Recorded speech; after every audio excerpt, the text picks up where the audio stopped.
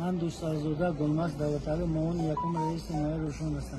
چند روز پیش در رسانه‌های اینترنتی خبر پخش شد که از طرف عملیاتی در نیای روشن شده بودند گوش قابل یادگار گفت همچون تروریست کشته شده بود. لیکن این خبرهایی که با دروغانه‌ای که در اینترنت پرت گفتند من این روز 21 مای در پیش من صحت سلامت است و یگان ضرر جسمانی ندیده است.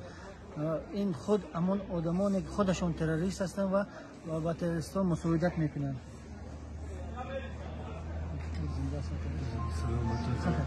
زنده و خدا نصیب کنه